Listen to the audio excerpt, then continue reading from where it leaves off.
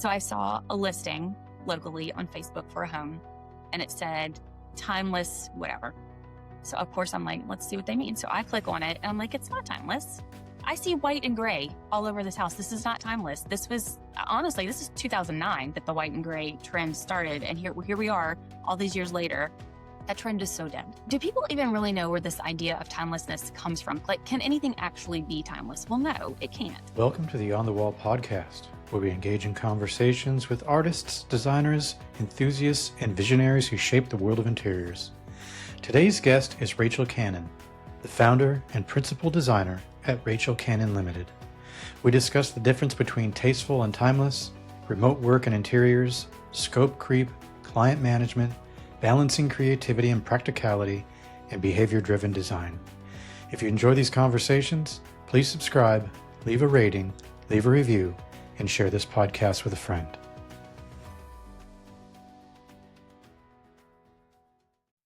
Joining me now is the founder, creative director, and principal interior designer of Rachel Cannon Limited. Rachel, how are you? I'm good. How are you? Doing well. Thank you for joining me today. So you're down in Louisiana, is that right? Correct. Yes, in Baton Rouge. Okay. But you, as an interior designer, you service more than just that area, Coast right? to coast. Wherever you are, we would love to work with you.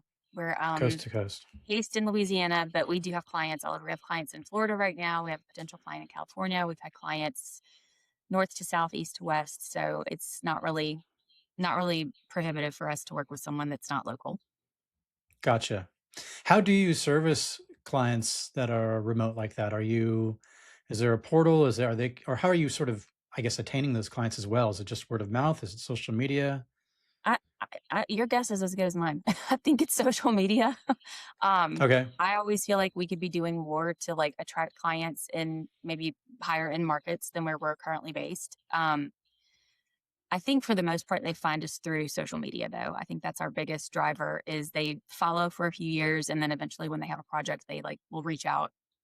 And then their question is always the same, like, well, how does this work if you're not here? And my answer is always that it works exactly the same as if you are here, because we don't design in the presence of our clients. We design in this office and we present ideas to clients. So we can do all of the work like we normally would and present the ideas to the client virtually.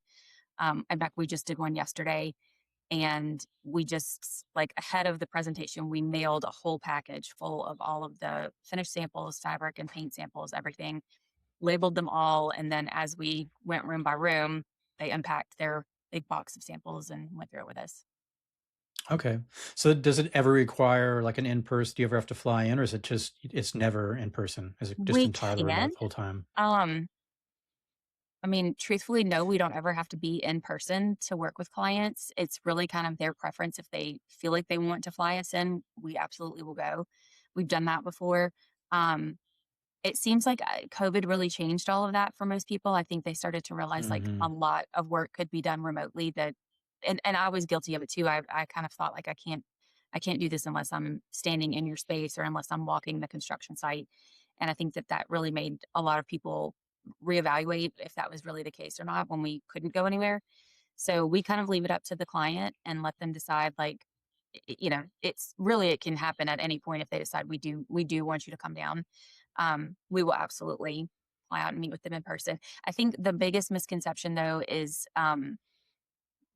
clients in particular assume that I need to be on the job site, like instructing people. But if our work is done correctly up front, there's really no need for me to be on the job. And honestly, contractors don't want a designer on the job site, causing problems. So if we do our job up front and submit a full binder of construction documents with all of the specifications and everything outlined, we may have the occasional team call with everyone that's, on the builder's team and just kind of like rehash some things. But something I've noticed is that a lot of times contractors will call us with specific questions about things, and I'll have to ask, what does the drawing say?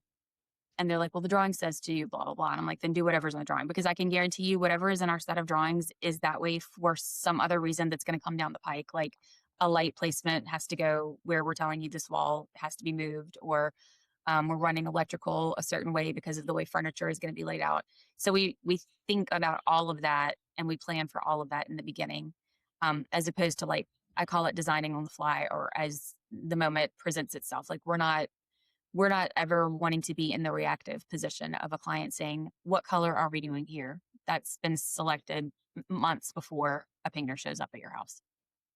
Yeah, well, I was wondering, you sort of answered in that in what you were just saying, but like I was wondering if there were any sort of shortcomings or obstacles that you run into when doing that sort of remote thing, where I'm like, are you ever in a situation where you go like, oh, we thought this, but because I wasn't in the room, it didn't work out. But I suppose if you must have a certain set of requirements where they go, well, we need this and this submitted so that Yeah. the room for error is minimal to We none, don't right? do anything without a set of like an AutoCAD drawing file.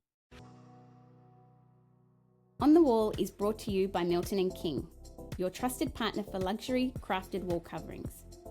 Milton and King's trade program is designed to make your creative process seamless, offering exclusive trade-only benefits such as complimentary samples, early access to new collections, and professional pricing structured to enhance your business success. To assist with your projects, you'll have the flexibility to create your own custom swatchbook, tailored specifically to your design needs. With dedicated customer support every step of the way, our trade program is here to elevate your design vision and simplify your journey from inspiration to installation. Ready to join a partner who understands your craft? Visit miltonandking.com to apply for your trade account today. Milton and King, your vision, our craftsmanship. Everything that we do is based off of that. So if they don't have a file, if no one has ever, like if they've, let's say they bought a house and they're redoing this house, that's an instance where we would probably fly out and measure and draw the house ourselves. But a lot of times we've been very fortunate where they have architectural plans and a set, like a file for us that we can use. So like for our client that's in Jacksonville right now, that's exactly what we're doing is we've got the architect's set of drawings in AutoCAD and we're using everything that we're creating is based off of that set of drawings. Um, which is why we're doing this work up front because before anything happens, we need to meet with the builder, we need to meet with the architect and say, you can't change anything now. Like there is no adjusting something on site now because all of the furniture has been specified. And once they give us the green light, we are ordering everything.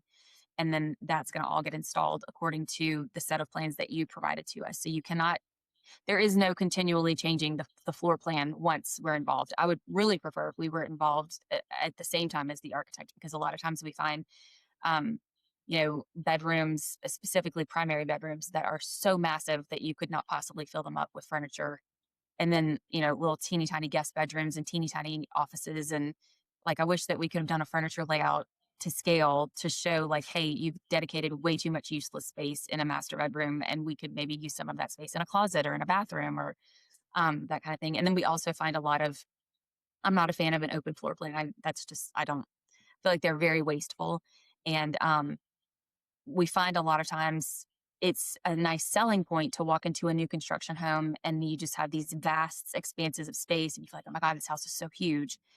But there's only so much furniture you can put in a room before it starts to feel cluttered. And there's only so many scales of furniture that they make before you kind of start to feel like, okay, everything in here is monstrosity, huge. It's going to look ridiculous.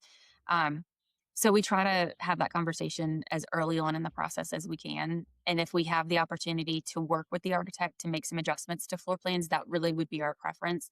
Doesn't always happen. But that would be my dream is to always be working hand in hand with the architect as plans are being developed. If it's a situation where obviously you're not coming in at the beginning, but someone's wanting to just work on a room, is there ever a situation where either, if it's a remote situation I'm talking about, Mhm. where you say you're going to have to get these kind of plans drawn up for us to be able to do it effective remotely? Have you ever had someone sort of locally take care of that, or is there something that you do in order to get those plans drawn up before you Not get into so. something? Yeah. We do have so for the potential client in California right now, we have gotten to is we have submitted a professional fee proposal. So that's the point that we're at with them at the moment. in order to get that, she did have someone come in, and I don't know exactly how they generated this set of plans, but it's not, I wouldn't even really call it a set of plans. It's kind of like how a realtor would come in and sort of give you a rough outline of a house with sort of like 24 by Okay. 13, that kind of thing. Hmm. And that just kind of gives us an idea of the scope for the project. But before we ever, I would never do any design work based on that. I need an actual drawing. And in that case, we want to be the ones to go measure it. I want to, if there's no architect involved, we need to be the ones to go do it. How did you get your start in design? Were you doing anything prior to that, or did you kind of go straight to school, then Well, come straight out and? so in high school, my parents hired an interior designer to help them update the house that we had lived in all of my life. Oh, And okay. I had always been sort of, I was not a math and science kid. Well, I was a science kid. I wasn't a math kid. So like that was my downfall was math.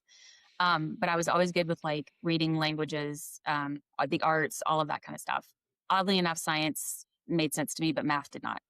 So I just thought it was very cool that there was a profession where you could be creative every single day. And I started to think that that might be actually what I wanted to do. And so we were in, I'll never forget this, Western civilization. I don't even know why this was a class in high school that had this question, but the very first day of class, our teacher said, what, write down what you want to be when you grow up, kind of thing. I think I was a junior in Hmm. high school at this point. And then you had to swap with the person in front of you. And so I swapped with this kid, Drew Birdsall, who was sitting in front of me.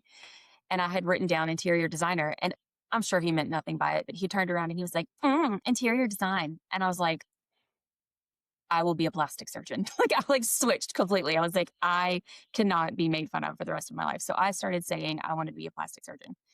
And I kind of vacillated back and forth between dermatology, plastic surgery. And I really thought that's what I was going to do. I was all in. I took Oh. all of the science honors classes in high school and that was my track. And so right at the end of high school, I was the editor of our yearbook. And I had a friend who was an advisor at LSU locally. And she was like, well, if you really enjoy that, you might want to look into graphic design because that's basically what you're doing every day is graphic design. And if you really love that, it's not going to be the same thing just getting like a medical degree and then hating it. Like you're going to hate every single day of your life. So I actually declared in college as pre-med. And then I took one semester of pre-med classes and I was like, nope, I hate this. Like my grades were great, but I just was like, I don't want to Just do didn't have this the every day. passion for it. I don't. So I changed my major to graphic design and it was a selective admissions process and I didn't get in.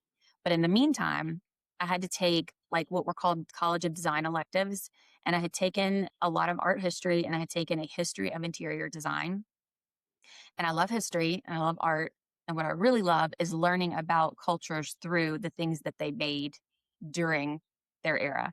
So, like, sit me down in front of a set of like salt cellars, and I'm the happiest camper in the world because I want to know everything about how they were made and why they made them that way and what tables they sat on. So, I kind of started thinking, oh my God, I think I'm about to change my major to interior design. Now, please understand, I had been in college for 3 years at this point. And I went home and I told my parents, hey, I think I'm changing my major to interior design. And guess what? That's what I was going to Another ask. selective admissions process. I was just going to ask, what did the parents think? Because that's quite a So, shift to be like, I'm yeah, pre-med and then I'm interior design. Like it's my pretty by that time they knew I wasn't going to go into medicine. okay. My dad has a PhD in horticulture, and he was like, "It's not a race. Like, do what you need to do." My mom kind of freaked out because I had a scholarship, and she was like, Your scholarship is almost up, so like we're gonna have to now pay for 3 years of college after this." So I had to wait a whole year. You had to be admitted. Thankfully, I got in, and then it was an additional 3 years. So I was in college for 7 years to get a bachelor's degree, but I did get a minor in art history at the same time because I just loved that so much. Um, honestly, it kind of worked out great because the design program at LSU is very, very, very commercially focused. And there was no real, other than those history of design classes, there was really no like residential component to it at all. And I really felt like being based here, the opportunities for commercial design were really very limited unless I wanted to go work for an architecture firm. And I knew that was kind of a sentence of being chained to a desk all day long. So I just decided I'm gonna make something out of this whole education that I'm getting. And so when I graduated, I worked for a small residential and commercial design firm. And then the economy tanked It was 2009, and I had been there for 5 years, and she had to let me go. Like there was no work, and I guess I was young enough to not really understand like what that meant. So I was like, oh, I'll just get a job somewhere else. Well, there were no jobs. There were no jobs in design. So I was like, well, then I'll just freelance. So I kind of started writing a blog about I had was married at the time, and I we had just bought a home, and I was gonna like write this blog about the updating of the home that we had bought, and then I realized you have to have money to update a home. Hmm. Like there was no such thing as an influencer back then. Like there was no one paying you to use their products in your remodel. So I was like, well, I guess I gotta make something of this. So somehow, and this is where it's lost on me how anything ever became a real business because I had no clue what I was doing. There was no business training in my degree at all. Um, I don't remember. I don't remember. It's been so long at this point. I don't know where my first clients came from. I don't really remember how they heard of me. Um, but what I am is I'm a hard worker. And so I did not waste any opportunity. And they didn't always work out to be, great, wonderful projects that I could photograph. I mean, most of them were not. But I was grateful for every single client that I got. And so I gave everything, even if I didn't necessarily even like the work I was doing, I was grateful and I gave it my all.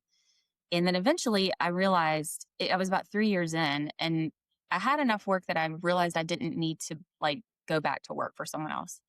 And I thought, okay, I need to legitimize this. So I hired a business coach, and it was one of the best moves I've ever made because that kind of gave me I had no infrastructure. Like I had no future thought of like, well, if you ever want to grow and become a firm someday and have employees and you don't want to wear every hat, like how do you do that? How do you start? And so that was very helpful. Just learning how to set my fees to stop charging hourly and to do value-based fees was a huge turning point for me. And that's like even recently just reevaluated our fees, and like it was time. It had been a long time since I had raised my fees. So we did like some forensic accounting and got down to like the effective hourly rate that it takes to run this business and what our fees should actually be. And um, I mean, that's all that kind of stuff that I'm like, man, if I could go back and if I could craft a design education that I think would be really, really useful, it would be something that concluded that part of it. Because we had one class that was like professional practice. I don't even remember the first thing about what I learned in that class. I have no idea. It was Yeah. kind of like the difference between like if you're a single person shop or if you have this traditional studio type setup. That's basically the extent of what I remember. Um, but what I've learned mostly is that on the other side of your education, there are tons of people doing this and they're all doing it differently. And that's okay. You just need to be able to explain to your clients why you're a good fit for them. And I think that was a turning point for me too, was understanding like you don't need to say yes to every single opportunity that comes along because I mean, I hate to say it, but not everyone is a great client, and they the ones that aren't great are going to just suck the life out of you. And um realizing early on, my ideal client is other professionals who own businesses because they sort of inherently value that you're the expert in your area and I'm going to let you be the expert and I'm not going to like try to do your job alongside of you. So that was a game changer for me. Um, but I mean, I am constantly thinking about how to improve and be better and reach even more clients that I feel like we could work with and do a great job with. It is a little frustrating because I know there is sort of an expectation. It's unfortunate, but there is a reason why that designers are very flaky and very creative and can't ever finish a job and don't ever show up on time. And although I did show up on time today, that was on me. um, for the most part, I'm always on time. But little things like that where you're like, I take it very seriously. Like this is my career. Like I don't have a trust fund I can fall back on. I don't have a husband who makes a ton of money that he's subsidizing my hobby job. Like I'm single. I am the sole breadwinner in my home. Like this is my career. Um so there's a little bit of frustration I think sometimes where I know we kind of all get reduced to the least common denominator, and I've definitely had moments where people are like, "This is your fee to just pick stuff." I'm like, well, that's the tip of the iceberg. Like, but also if that's your attitude about it, then you're not a good fit. Like we don't need to have Right. this. Um, But I also think just maturing and, you hit your 40s and you kind of realize like there's some stuff you're willing to put up with in your 20s and 30s that like at this stage you're just like, "Nah, I don't need to win everybody over. Either love me or hate me. I, Right. I don't." Yeah. Yeah. Being from the South, do you recognize like certain styles and aesthetics and, that are sort of, um, I guess that the South is known for, whether it's, Louisiana or Georgia. I was just talking to another interior designer and he was telling me how, you know, when you kind of leave the area, you kind of start to appreciate the aesthetics of that area so much more and kind of what they bring to the table. Does that sort of upbringing in Baton Rouge, does that influence kind of at all, you think, the way that you style or see things? I think so. I think it would be very hard to say that it doesn't influence it because I feel like not so much for me personally, but for the clientele here, it's what they've been exposed to and how far they're willing to depart from what is kind of the norm here. There was an architect that lived, I don't know when he passed away. It's been fairly recently. He lived in Baton Rouge, a Hates town. Um, if you meet anyone from Baton Rouge, there has never been another architect on the planet. He is it. He is the one. And he did have a very distinct style, but through my eyes, I can see the things that have sort of been watered down from his style that kind of go in every spec house now. Then I'm like, but that's not the same. That's not it. Like you've taken an element of his style and you've thrown it into this home, and it doesn't have the same effect. Hmm. Um, he was kind of known for he used a lot of very sort of natural, like rough hewn beams, lots of cypress beams because cypress is very abundant in Louisiana. Um, Mexican tile flooring, which I mean we don't really use that much at all anymore. He used to love to do like a Mexican tile countertop. Well, I personally hate tile countertops. That's like a nightmare for me. But I feel like in the right home, it's very pretty and it has sort of a feel to it. And you have to imagine his homes that he was designing were I'm gonna say grand, but I don't want you to think ostentatious. Think more like sprawling, like very, very deep, deep porches and floor to ceiling windows, but the ceilings are probably never higher than 9 feet because it's too hot here to have all that heat trapped in your house. So there there's a lot Right. that I feel like influence just the style of architecture in Baton Rouge specifically and in Louisiana. Um, but I also feel like I see a lot of builders now kind of swerving into the lane of like a signature look, and it's kind of like a replicate, like a cookie cutter. Like they'll knock down all the trees on a piece of land and then put 18 houses up on this like an acre. And I can't stand and they all look the same. Um and I understand that as like a marketing thing and it's their goal is to sell new construction and I get it. And so if they find something that works, they're going to replicate it over and over and over again. What makes it hard for us though is if we wanted if we wanted to somehow bridge some of those more Louisiana type aspects, it's very hard to do that in a house that's got the modern farmhouse look with like the black windows on the white painted brick. Like they don't really like mesh. Do you know what I mean? Um, my Hmm. preference would be to stop building new houses. Everyone can stop. There's more than enough houses. And I would love for people to buy older homes. You don't need nearly as much square footage as you think you do. And then remodel the older home. If you do need to add more closet space or if you do need a more functional bathroom than, what was built in the 50s, let's just remodel what is there as opposed to building these huge homes, like I said earlier, that just have square footage that you can't really do anything with. And then you end up with these little postage stamp sized bedrooms that, you know, kids are bursting at the seams by the time they actually leave home and go to college. Like a full grown adult is trying to live in this little teeny tiny bedroom.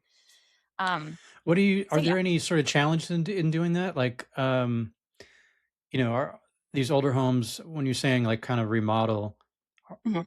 what are the bones of those homes like? Is there any sort of concern that these older homes that just, I mean, on one hand, you could say maybe they're built better, maybe because a They lot of people are. say, oh, they don't make them like they used to, kind of thing. They don't. But wood and things, deteriorate over time, and pipes and all Sure. that kind of stuff. Like, um, I don't what think what's I'm not saying it would be less expensive to remodel. I mean, I just think we see a lot of, um huge house, no furniture. Can't afford to put the furniture in the house because, and I don't mean like Hmm. our clients. I just mean that's kind of the culture here. Buy the huge house and spend the rest of your life putting the furniture in it. And I would much rather you buy something smaller that you can afford to fully furnish and make it your own. Um, because I feel like there's also a culture here of resale value. No, you don't want to add that wallpaper because it's going to be harder to sell. No, I wouldn't paint it that green color.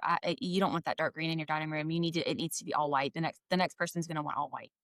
Like, I would really like for people to just live in their houses the way that they want them, as opposed to thinking about someone potentially some stranger down the road that may walk in and not be able to see past a paint color. Hmm. Um, so we try, and I think we've done a good job because we are kind of known for using a lot of color. We try to kind of help our clients see past that as well because it is something we have to undo. Oddly enough, the real estate market here is booming constantly. So people they're going on like tours of parades of homes, and it's the same house over and over and over again, maybe with an accent wall that's a different color. So we're doing a lot of having to kind of deconstruct, like, that's not really design, that's real estate. That's selling, and that's not interior design, that's not really architecture. It's two totally different things. Um, so that's why I love older homes. I love the character of older homes. I love rooms with walls. I love that that gives you a nice place to stop and start a paint color instead of having to just paint everything white because it's all open to each other. Um, Yeah. So that is that what you're referring to when you're saying you weren't such a big fan of the I'm really not. Well, and they open floor also cause plan? like echo chambers, but um, I feel like there's a time and a place for an open floor plan, and in my mind, that's more like I think of like California. If you've got some amazing views, you're up on a cliff and you can see the Pacific Ocean from your living room. Well, then yeah, obviously you don't want anything to. You want everyone to take advantage of that view. Here, we're talking about the neighbor's house and the house across the street. So, like, I don't know why you need a viewpoint of that house and that house from every room in Yeah. the downstairs of the house. Yeah, that makes sense. Yeah. I'd love to dive into a little bit of your design philosophy and just kind of what I gathered from going on your website, which is really interesting because when, just in this conversation, you mentioned that you started blogging, I think you said, right? I Or you did. started a Yeah. blog, and you have a big section on your site that's, journal entries essentially, or Yes. blogs, however you want to Yeah. categorize it. And so that all of a sudden sort of makes sense because you've probably been curating that journal slash blog for many years, Yeah. I have. um, which we can get into. But yeah, so your sort of taglines or headlines that you have on your site say vibrant traditionalism, Mhm. um, or they say classic, fresh, smart. Mhm. One was the pursuit of originality. I was Mhm. kind of curious to see how it is that you sort of implement these ideas. Like, what does it mean to be classic, fresh, and smart? Mhm. What is vibrant traditionalism?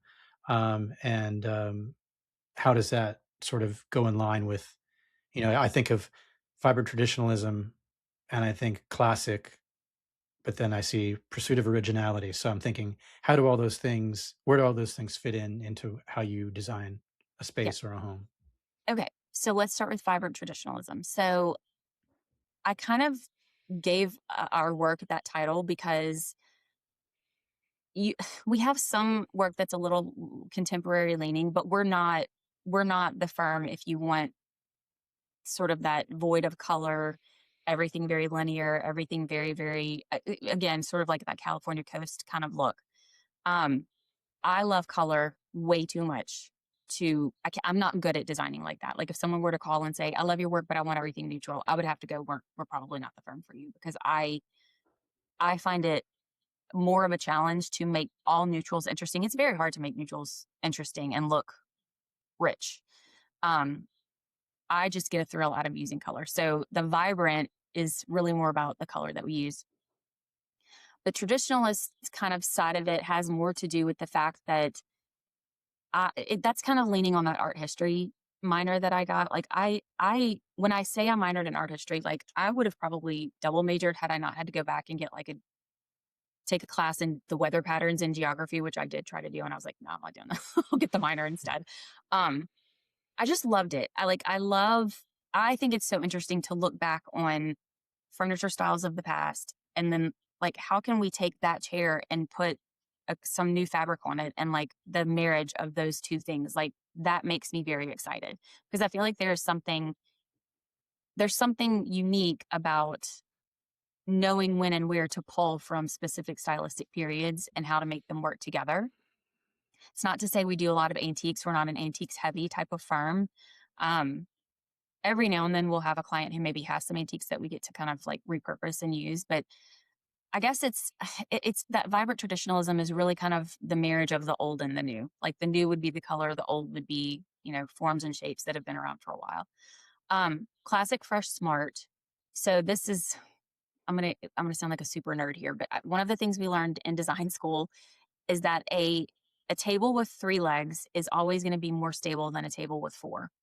So 3 pillars is indicative of stability. So classic, obviously, kind of relying on my art history degree, everything that I learned from those classes, the formal training in design. Fresh would be more of that kind of, it's classic, but with a twist, like fresh ideas, fresh thoughts about how to use some of these more traditional shapes. And then smart is we have to be smart with people's money. We have to be smart with, I may love a silk velvet, but it may be absolutely not usable for a client because they have kids and pets. So we find a performance fabric that looks like a silk velvet, and that's smart on our part.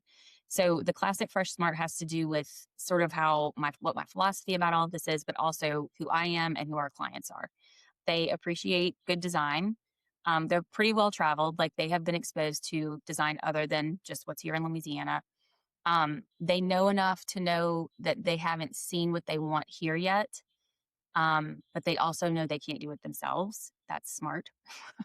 um, and then fresh is kind of like having someone with fresh eyes come in and be the expert for you. They don't have the time. They are full time. They're plastic surgeons. They have a full plate. They don't want to do this on the side. Um, Mm-hmm. and so it's very multi-layered, the classic fresh smart tagline. And then pursuit of originality is really, that has to do more with, even though there may be kind of a common handwriting on our work, I mean, it's all kind of coming out of this brain, and that's why there's some commonalities in the style. I work really, really hard to never repeat a fabric or a chair, or like it's not that I don't. I mean, sometimes we do, we may have to pick it in a different colorway, but like if somebody were to come to us and say, I want my dining room to look exactly like this, I really don't want to do that because I feel like we poured our heart and soul into creating that for this person. And it kind of devalues what we did for this client. And what I would really rather do is get to know you and like, let's find out if this even fits your lifestyle or if this is really even your personality. Because more often than not, there's something about it that resonates with them. And I want to get to that because what I would really rather do is create something that's totally original for you as opposed to just kind of a rubber stamp. Gotcha. Okay, so if I'm just sort of rehashing that, so the classic and the the vibrant traditionalism is more sort of design and style focused, Mhm. history and even now being creative. And it sounds like the smart part of it is more of the practical business Yeah. brain of it all and how Yeah. it's applied and what's feasible, what's not feasible. Do I have that kind of Yeah, I roughly mean, smart with right? all of it. I'm a smart businesswoman. I'm smart. I mean, I'm smart. My clients are smart. They're Mm-hmm. also running businesses that I'm trying to provide a service to people that I would want as a business owner. Like I want to be ahead of the game. I want to show up prepared. I don't ever want to waste their time. Time is very valuable. I don't want to waste anybody's time. I want to make sure that if we call a meeting, we've got our ducks in a row. And so, yeah, it's definitely kind of more on the business interpersonal side of things, but also sometimes it has to do with the design selections that we make as well. It's not smart to specify furniture or finishes that are not going to last in someone's home. Mm-hmm. That's kind of doing them a disservice. Right. Introducing Benchmade Modern. Tailored sofas crafted just for you, delivered in as little as 4 weeks. Create a custom piece that perfectly reflects your style. Choose from our collection of designs from timeless to modern. Customize the size, then personalize with your ideal fabric, cushion, and leg style. Discover your dream sofa today. In sort of the same vein, I want to get into another tidbit that I saw on one of your journal entries, and it's sort of trying to make sense of the two, I guess, different ways to look at something, or the two different sort of thought patterns. Uh-huh. You had a journal on intentional design. And you Uh-huh. were talking about creating spaces that guide behavior. Yes. And in another post, another journal entry, on organizing, you Uh-huh. had mentioned how you want to sort of design, or I guess organize in this sense, in a way that lets the behavior guide the design. Yeah. Because you were saying, like, if someone has, if they're looking for extra hangers or whatever, you're always looking for them in the closet. And for some reason, the Yes. organizers put them in the laundry room. And Stop you were it. saying, The laundry shelf. I was like, this makes no sense. yeah. So on one hand, you were saying, you Mhm. create the space to guide the behavior. And then in the organizing, you were Uh-huh. saying, create the space, or let the behavior Yes. guide the design. So how do Yes. you, are those just two different principles that you apply to interior design and organizing, Kind or of. are they Yes. kind of okay? So if you think about the one place where there's a lot of overlap is in a kitchen, because a kitchen is a very hardworking space in a home, and it relies a lot on muscle memory. And so when we're redesigning a kitchen, what I don't want to do is retrain you to now use your kitchen in the total opposite. Like if you are cooking and you've always reached for spices here, the spices need to go right back there. We don't need to get creative and give you a spice pull out down here. That's not your muscle memory. If you've been cooking in this kitchen for 20 years, we kind of want to keep some things the same. Um, so in terms of design guiding behavior, that kind of really pulls more from my commercial training. So if you think about this is again super nerd moment. If you think about wayfinding in an airport, that is design guiding behavior. It's that kind of concept of, you know, let's say someone, we did have a client do this, remodel their entire home, added a sunroom, and and they were kind of like, but we don't really know what this room is for. Like, it's just kind of, we had to add this to make the door to the bedroom go in this spot, but like, what are we using this room for? So that's where we kind of think of, okay, how can we make the design guide how this room is going to be used? So what we ended up doing was we put a little chaise lounge and floated it in the center of this little room. And then we added a little, it looks like a fireplace, but it's actually for their dogs. It's the dog bed. And then a TV on the other wall, and it's framed. And so it kind of looks like a piece of art. And so that room found its purpose through the design that we created for it. Otherwise, it really didn't have a purpose. So think of that in terms of spaces that are more like ante rooms, or a lot of times we'll have like sitting rooms off of a primary bedroom. And a lot of people think, well, we'll never sit in here. Okay, well, let's give you a reason to sit in here. Like, let's find a reason for you to want to sit in here. And so that might include, instead of you walking all the way to the kitchen to get coffee, we create a little station in your closet where you can actually make coffee in the mornings before you ever even leave your room. So little things like that. When we talk about organizing, so I decided to become a professional organizer to sort of make our kitchen and bathroom designs even better, and closet designs, because we got a lot of requests for that kind of thing. And I would always go, oh, we're gonna have to lean on the cabinet people because they're that's really kind of their world. But and I'm not trying to swerve into their lane, and I'm not trying to be a cabinet designer. Um, what I wanted to do was, like I wrote in that blog, I did have that bad experience with an organizer where it was like my entire house was, nothing made sense to me about where they had put my things. And I was frustrated for probably 3 months until I found all my things and I put them back where I wanted them. And so my thought was, if I've had that experience, certainly other people have had that experience. We're creatures of habit. I mean, we're human. We like our little routines. So it doesn't make any sense for me to impose how I think your home should be organized on you if it makes sense to me, but it doesn't make sense to you. That's going to make you late for work. It's going to make you frustrated. You're going to curse my name every time you can't find anything. So my thought was, well, if we become professional organizers, yes, we can organize for people, but really what we're trying to do is incorporate that early on in our design process. So even though we will obviously go in and we can reorganize a closet and make it more functional, what we're really trying to do is design things from the beginning so that they stay organized, so that there's not that moment multiple times a year where you've got to call the organizers in because the closet is a wreck again and they need to come in and, hang everything back up and put all your shoes back. No, that's not the point. Like, so Hmm. whenever we're thinking about the behavior guiding the design, that's kind of more for your routines, your daily routines, how your bathroom, your kitchen, your laundry room, your closets, those kind of things. Sometimes clients they don't know what their routine is. Like they don't, and then in that instance, we kind of reverse it and we can go, okay, well then let's think about it. When you walk into your closet, what's the first thing you do? Do you kick off your shoes? Do you drop your bag? Maybe we need to make a spot for that kind of thing. Um, but I don't know. That's to me is where I feel like you can never dive deep enough into the human side of all of this. The behavior that we have and everyone's different. Like that's what's so interesting about it too, is that no two people have the same habits. And I think that's like, I keep seeing the tried and true tip is to put by your back door either a little key thing to hang keys on or a dish that you can drop like loose change, your wallet, your phone, your whatever. What I see more often is that whatever that thing is gets full of stuff. And then the countertop next to it becomes a place where all the stuff out of the pockets goes and it still looks kind of cluttered and messy. And I'm like, how about we don't make that a spot to do any of that? Like, if that's Hmm. what's driving you crazy, adding another thing that's just going to get full of clutter and then clutter is going to spill over that's not the move. So that's kind of one of those things where we're like, for the next week, tell me, like, write down everything you do when you get home. Like, do you stop at the kitchen counter or do you immediately go back to your bedroom and change clothes? Maybe that's where all that stuff needs to go. And so just kind of It's like helping them see their own behaviors. behavioral problem solving. Yeah.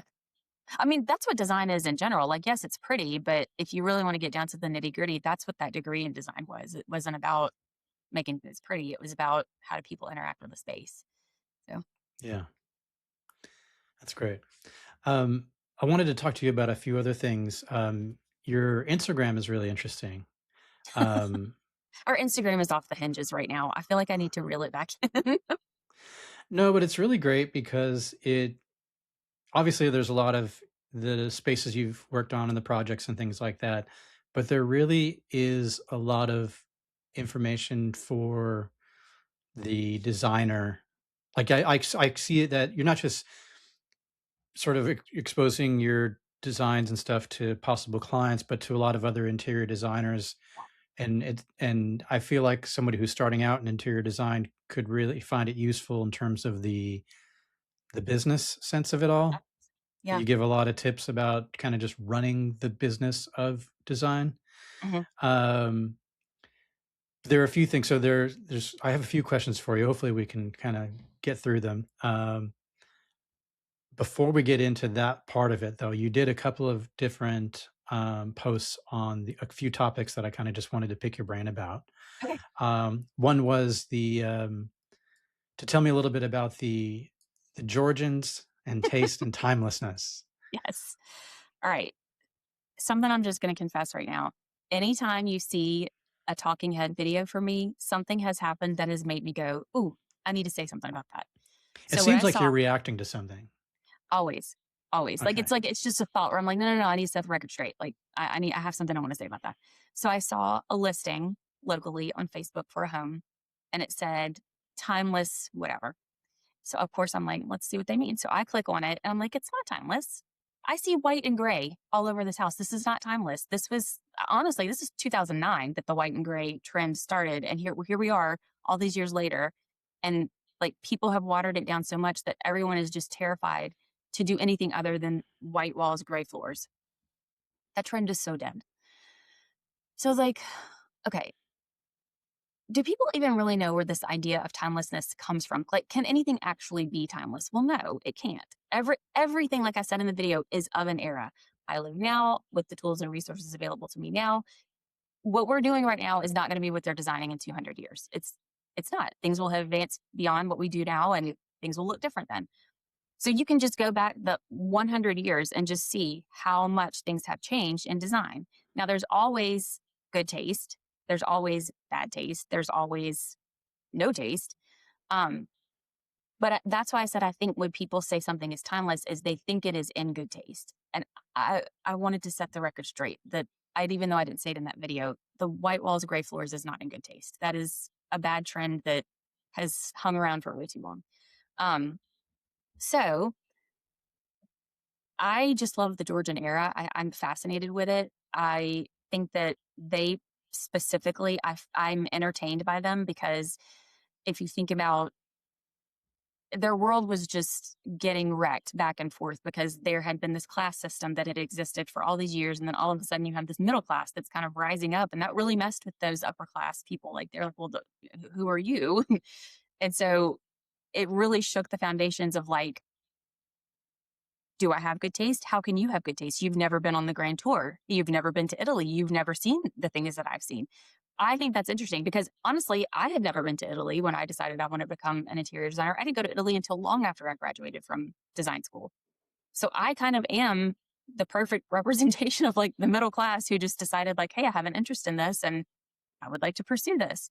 Um, so that's kind of where that whole thing came from. I just think the Georgians are fascinating. I think the era is fascinating. I do think a lot of what we consider to be good taste, if you look at the Georgian era, it is kind of very similar to what we would still look at now and go, oh, that's a timeless room. It does feel very timeless because it's in good taste.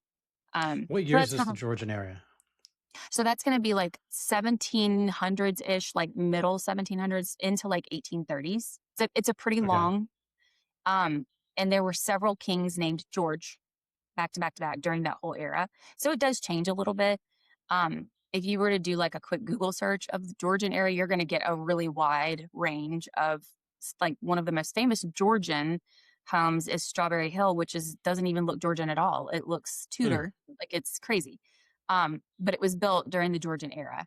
So I don't know, I'm just fascinated with that kind of stuff. That is the art and history and design side of things that like, oh gosh, I could just sit in art history classes all day long. I'm fascinated with it. That's cool. Yeah. Well, maybe you could tell me what spawned the video on scope creep. Oh,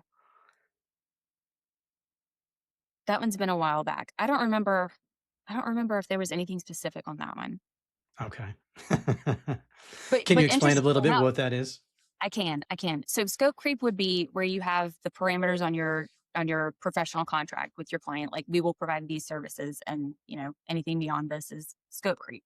And it's easy to let that happen in a design project if you don't have like checks and balances and like mile markers and like you're not keeping track of like how many options you've shown people or if they're like, oh well you're here, can you just look at this room? Well, this wasn't part of our design agreement. So those little things are what we can consider scope creep. But interestingly enough, after I put that video out, I don't think that was a reaction to anything that specifically happened. Um, we did have a client, we were at their house, and they were like, well, which flooring are we going to use in the laundry room? And he looks at me and he's like, is that scope creep? I was like, well, technically, yes, but I'm here and I can decide if I want to answer that question or not. I was like, it's going to take you 2 seconds. You'll use this floor, like the flooring staple that we have, and just use this one. But it was interesting because I realized like, oh, clients are actually paying attention to what we're putting out there. And good. That's good. I mean, people need to understand like it is a business. Like it does seem like lots of fun and it is fun, but it is actually a business. Like we do at the end of the year, we are paying taxes just like everyone else. And we've got to report what we make money on. And it's not fair to receive a service and not pay for that service. So Yeah. we just I try to be as real with people as possible. And Instagram has been a good place to do that where, you know what I think it was? I think actually a follower had asked me a question about, that's what it was. A follower had DM'd me and asked me a question. And rather than like putting her question up and like showing everybody who she was, I just kind of did it incognito, like scope creep is whatever. Okay. So basically, it's the idea that the job becomes bigger than what was agreed to, Correct. slowly but surely, Yes. A little bit um, at and a not, time.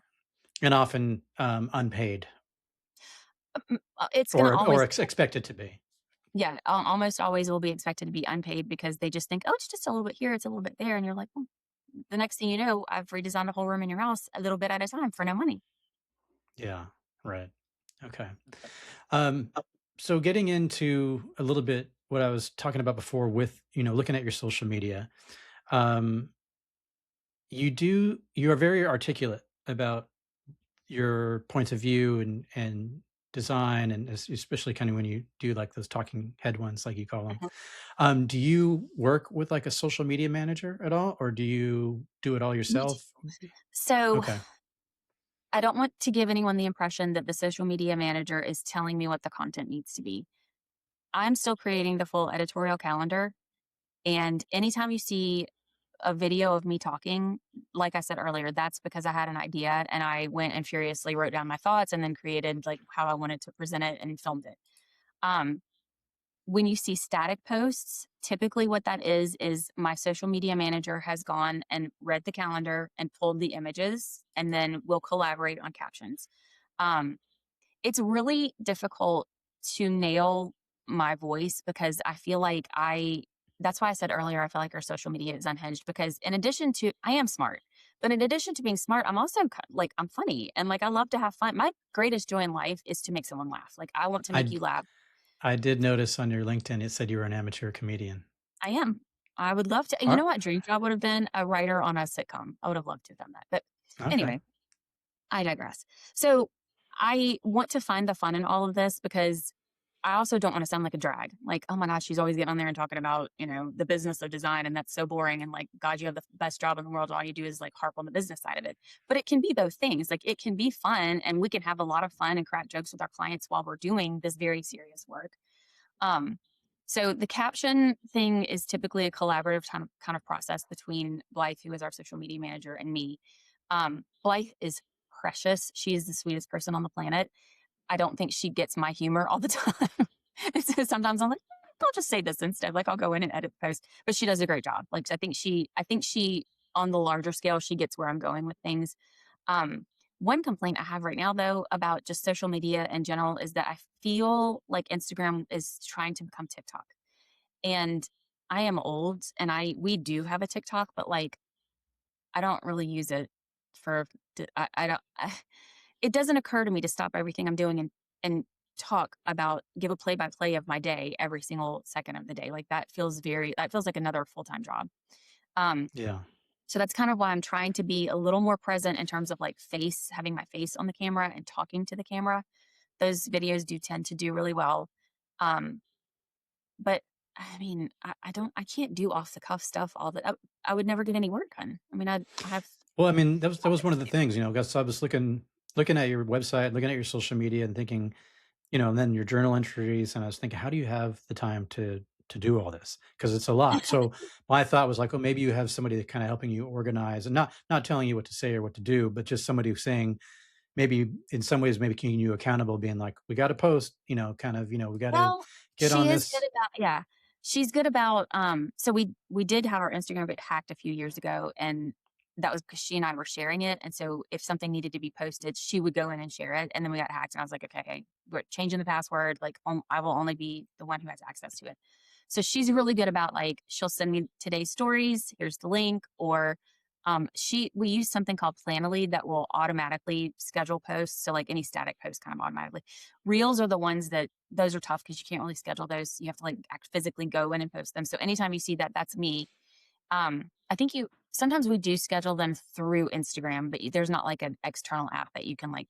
What I would love in a perfect world would be like plan all of the content for the entire year, schedule them out, never have to pick up my phone or look at it ever again. But like that's just not it's Yeah. not realistic. We But do we you try feel to like it's time.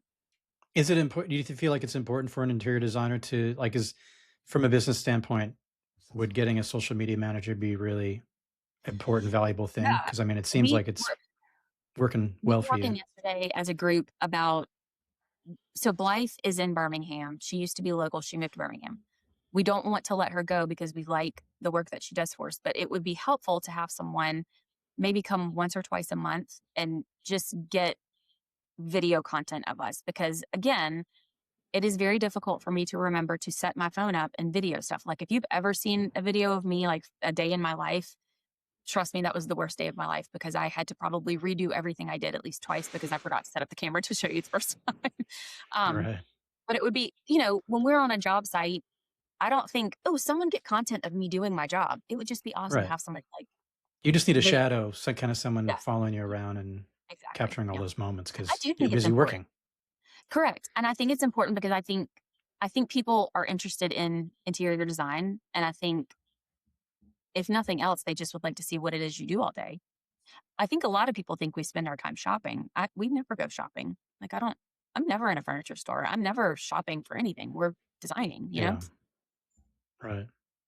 I grabbed a couple um, shots from your Instagram, and if I could just get you to sort of comment on each of these projects, just kind of getting your thoughts on the design and kind of what was the thought process in each of these. Mhm.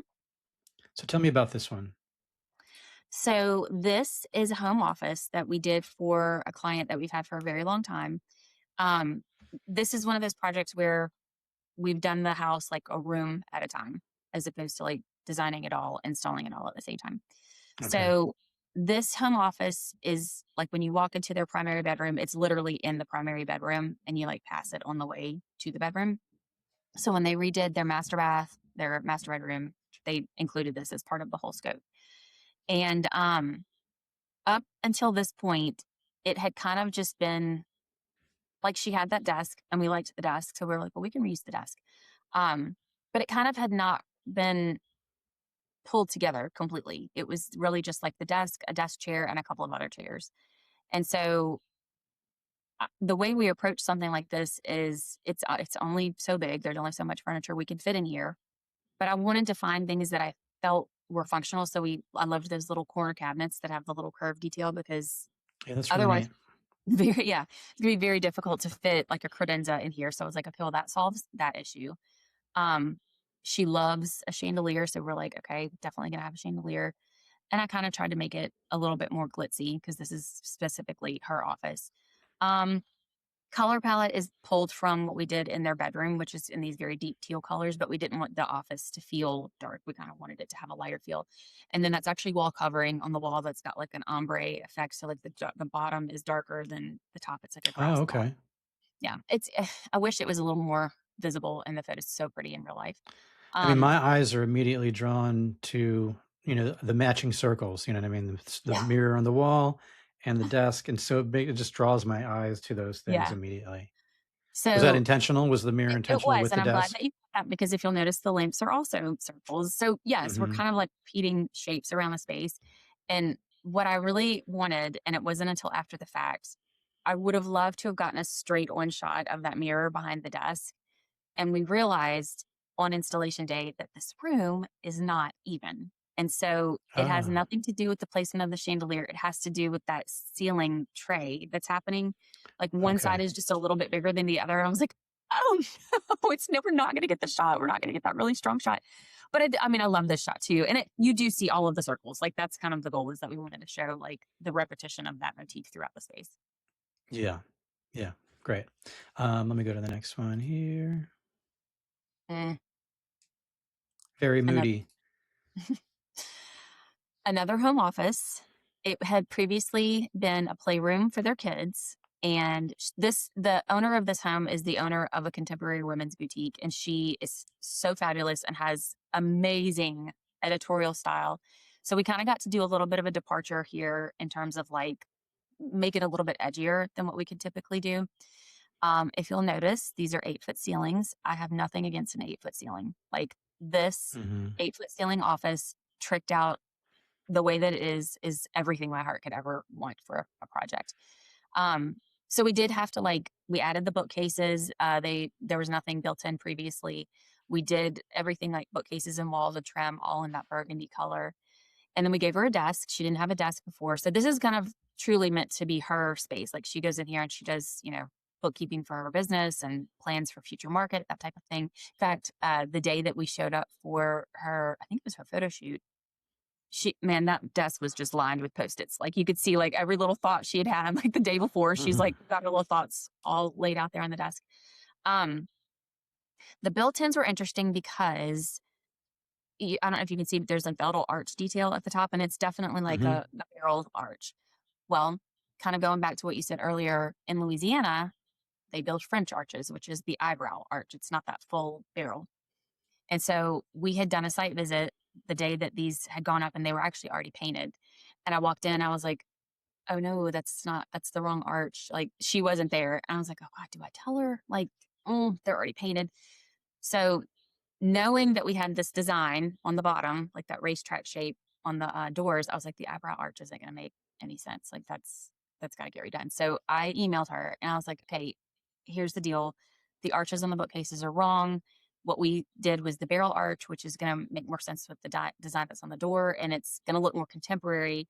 And the eyebrow arch is really like that traditional French, kind of chateau look. Immediate emails back. Okay, they're going to rip them out. Nothing traditional about me. I was like, okay, good. I'm glad you're on Hmm. board. But it's little details like that like if they had studied the drawings, they would have seen it wasn't an eyebrow arch, it was a barrel arch. But because it's so ingrained that if you're doing arches in Louisiana, they're going to be a little eyebrow. That's just what they went on autopilot and built. Okay.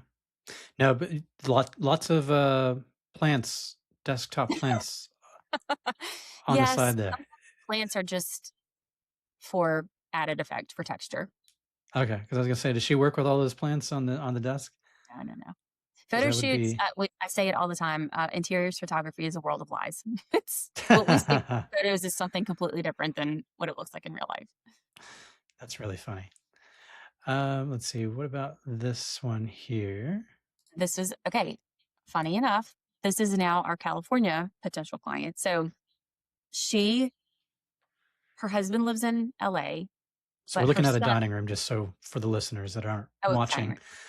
Yeah. Uh, Yep. her Go husband ahead. lives in LA and they have a business there, but her son was a junior in high school and she did not want to pull him out for his last 2 years of school. So she bought a house here and she split her time evenly between here and California. And so this was such a fun project because there were so many different like circumstances that we had to work around. So one, she's here part-time. Two, um, it was the height of COVID and lead times were ridiculous. 54 weeks for a sofa. I mean, it was ridiculous. So we were limited to, there was a very clear budget and a timeline because she was like, well, if I wait 2 years for my sofa to come in or for my furniture to come in, I mean, we may not need this house anymore. So like, what would be the point? So we created a whole service around this project called Easy Button, where basically the client is not involved at all. Like you tell us what your budget is, you give us the funds, and we just do it. And that is exactly what we did. Like she got a little mood board, basically, like these are the vibes. Um, but there was no real approval. Like she didn't see any of this until it ended up in her home. And she loved it. Wow. We loved it. Yeah. I love that chandelier. I do too. That was one of those things where a friend of mine owned a lighting store and we couldn't wait to special order lighting. And so I was like, what do you have that's in stock that we can come get off your showroom floor? And she had this chandelier. I was like, sold, done, love it.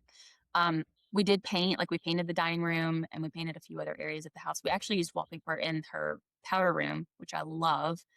Um, and it was kind of one of those things where it was like when you get the client who's like, yeah, that works for me, you realize how much freedom you have. And like, I knew she would love the wallpaper we chose for the powder room because she was pretty hands off and seemed pretty chill. I was like, she's going to love it. And she did love it. Like it was such a good experience.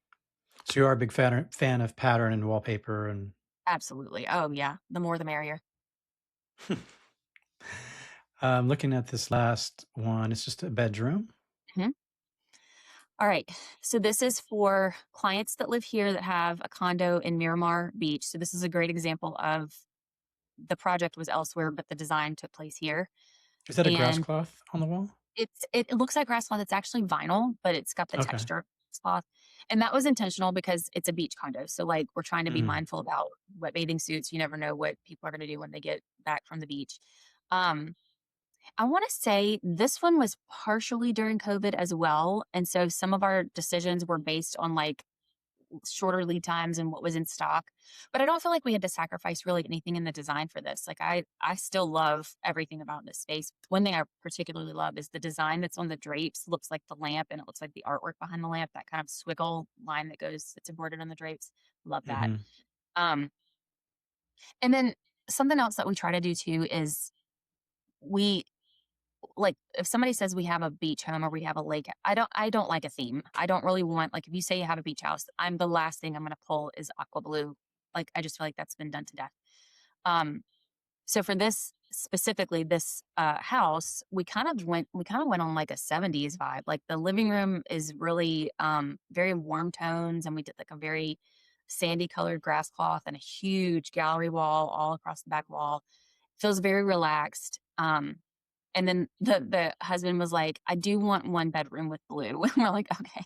So we did do the one blue bedroom, and it sticks out like a sore thumb. It's still very pretty, but it's not cohesive with the rest of the space. But they love it, and that's the most important thing. Like at the end of the day, I do tell my clients all the time, I will leave this and probably never set foot in here again, and you need to love it. So you've got to be the one that is happy with these choices.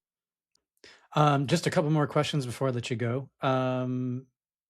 One of the things that I thought was interesting is how you are. There were a couple of journal entries that I saw that you were, and also on your Instagram, you dive in a little bit into personal style, personal design, like clothing Yes. and wardrobe and things like that. Yeah. Um, and sort of connecting that with interior design, essentially you being well, a lot of times the room or the house being an extension of yourself and your personality is just as Right. much as the clothing that you wear.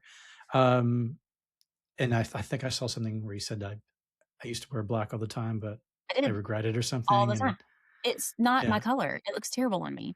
So let me back up. I'm sure, well, I don't know, it depends on what your TikTok feed looks like, but your listeners for sure will have seen that color analysis has like had this resurgence. It was really popular in the 80s to tell you like what is your season, and then like it's made a comeback. Well, Hmm. I love color so much that I was like, surely I can teach myself how to do this. Like so I went and had my color analysis done, and spot on. Like I was like, yeah, and I had it done online during the pandemic, and it could not have been more wrong. I was told I was a muted autumn. I am not. I am a true spring. And so I knew those colors didn't look good on me, but I didn't know where to go with it. Like I was like, this is so frustrating. Like I consider myself a color expert. So it was frustrating for me to not understand how the system works. So I took the class and I got certified. I was like, I'm going to become a color analyst. So I did. And I thought, gosh, that's so interesting because truly all of the concepts and rules that we learned about color in design school apply to all of this as well. Like color is a science, color and illumination. You'd have to take 2 studios back to back on all of that. So I was like, okay, how can I kind of introduce this in terms of like how I show up physically on our social media and have a presence? And I mean, the first thing was just talking about like, I know what my colors are now. And it does, like, it changes how you feel every single day. Like knowing that you're in one of your best colors every day, it's a confidence boost. And I think knowing, like having redone my kitchen at my home, it's the same kind of dopamine hit as like you finally walk into that kitchen that's been completely redone and it's exactly how you want it. It's like that same, I don't know, it's a dopamine hit, but it's also a relief. Like I don't have to walk into this kitchen and dread it anymore. I don't have to open my closet and dread standing in there and staring at these clothes that I don't know what to do with. The other thing is knowing knowing your palette means that like everything in your closet just works together. Well, that's what I do in design. Like I'm creating a palette for a home where all of the rooms should kind of like relate to each other and flow too. That's why that one blue room bothers me in that condo because it doesn't relate to the other rooms. Um, but it's the same concept. Like I'm not necessarily saying that I'm going to design a home around your seasonal color palette, but it's the same concept that like we're going to create this palette that creates cohesiveness in your space. Well, it's the same exact thing in your closet. You now have a closet that's completely cohesive and you could pretty much take any top and any bottom and put it together and it's going to work. I think that's cool. I think that's really fascinating. And it's kind of like it's like a time saver for me too. Like I don't the hours I used to spend thinking about what I was gonna wear, oh god, I ca horrible, horrible. Yeah. But it has essentially the same sort of, I guess, I don't know if relaxing effect is, but but feeling comfortable in your space is just as important as feeling comfortable in yourself. And the clothes you wear, the colors Yeah. that you wear are just as important in both. Oh, yeah, I agree. Yeah. I think, there is a lot of talk about the psychology of color and does it really have certain effects on you, and, there are kind of 2 camps. So the people who are kind of the diehards will tell you that, like, color absolutely affects your mood and, how you feel about certain situations. And then there are some people who are like, it's a myth. It's whether or not you really like color that it is going to depend. I kind of land somewhere in the middle. I do think that color affects your mood. Um, I don't think it like dictates your mood, but I think it affects you. So like if you think about the example I always use is if you don't think interior design is important, have you ever had to spend the night in a roadside motel or use a roadside restaurant? Yeah, it matters. Like your level of comfort is dependent on your surroundings. Um, and I do think color plays into that. It's why we don't love spaces that are like fluorescent lighting. It's not flattering. Nobody looks good in it. Like it's, ugh. Um, Also, fluorescent lights kind of render color differently than what they actually are supposed to look like, and that's frustrating. I feel the same way about this horrible LED blue light that everybody is installing in houses now. Like it's like you're on a runway. It's horrible. Just don't do that. Like 37 or 2700 to 3000 K. Like that's our sweet spot. Um, but I don't know. I agree with you. I think that color and how you dress and how you show up and your space affects your mood so tremendously. I just don't think it's like saying things like they paint prisons pink to calm the prisoners down. I don't know. I don't know if I think that that's true. Or like yellow and red make you hungry, which is why all fast food chains have some version of yellow and red. I don't know. Maybe yellow and red are Mhm. just very attention grabbing. I'm not sure. Yeah, But yeah, I don't know. That's why I say I'm kind of somewhere in the middle of it. gotcha. I have one final question that I ask everyone that comes on the podcast, and that is, I mean, I know that you are obviously you're a designer, so you have the creative aspect, but you're also running a business, which is very a different part of your brain, let's say. What is it that you do to stay creative, to keep those creative juices flowing? I clock out. I mean, that was a huge lesson that I had to learn. Specifically before I got a separate office space that like wasn't in my home. I worked from 9 to 5. Like that's it. I don't bring work home with me. I don't bring the laptop home with me. I don't check emails once I get home. I don't check emails over the weekend. Like you will burn yourself out so quickly. And that's because if you're constantly working on sort of the client facing side of things, like there will be you won't have any energy left for creativity. Like you can't spend your whole life responding to client. Oh, we don't even give our cell phone numbers out. Like we don't text with clients at all. That's a no for us. Like, Hmm. and it only takes a few bad ones to ruin that for all the ones who would respect your time and your privacy and not text you at 6 a.m. on Sunday. But it only took one time where I was like, oh, okay, enough of this. Like we have these landline phones. They can call us on the landline phone if they need to reach us, or they can email us, or they could schedule a meeting. Um, that going back to kind of who I am, I learned a long time ago that I'm an introvert. And for me to really achieve deep focus, I cannot have interruptions. And that phone going off all day long with, people want an answer immediately when they text you. I would spend my whole day answering questions via text and I would get no design work done. And so that was just a line that I drew in the sand. Like, we're not going to text with clients. I'm not going to check email at night on the weekends. If I'm out of office, I'm actually truly out of office. Um, but and I think people think I'm not being honest. I really like y'all. You would be amazed at my ability to turn this off and not think about it. People have told me before, "Oh my God, I was so nervous to invite you over for dinner." I'm like, I'm not on the clock. I am not judging your space. Trust me. Like, unless you have paid me to make opinions about anything, I'm just here to enjoy your company. I'm not thinking about how your space could be improved. I'm not on the clock. And you find it also easy to turn off your mind from that as well? Like even when you leave the office, you don't have trouble thinking about the projects that you got to do and Nope. We're pretty organized and we keep a very tight running list of everything that needs to be done to keep a project moving forward. And I mean, I can't do it all. We're at a point now where we've got projects that are so big that I can't be the person to do every single piece of the work. And so it has a lot to do with delegating tasks and taking things off of my plate that are not the best use of my time. Um, but no, I mean, if I'm not here, I'm not thinking about it. I'm really not. I, I know that sounds terrible, but I no, mean, actually it sounds very healthy. well, good. Thank you. um, I think I don't know. Our culture around work here in the States is backwards. I feel like I keep seeing all these TikToks of people who have moved from the United States to like France, and they're like, the month of August, nothing gets done. Like everyone is on holiday. No one is in their office in August. I'm like, God, what Mhm. must that be like to just and have no guilt about it either? Like not feel like you're going to be reprimanded because you were unreachable for a few weeks. I mean, that would never fly, but we're trying. We do Yeah. take Fridays off in the summers. We work a half day on Fridays. You got to have a balance. Like you can't be a Yeah. slave to your career. Right. That's great. Um, Okay.